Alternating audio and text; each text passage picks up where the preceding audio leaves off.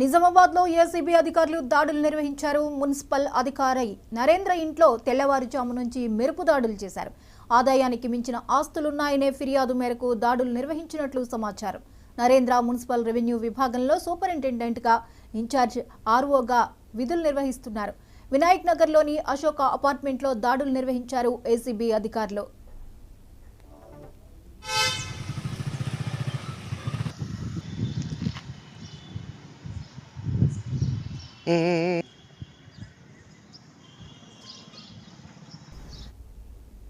మన్యం జిల్లా పార్వతీపురంలో ఐటీడీఏ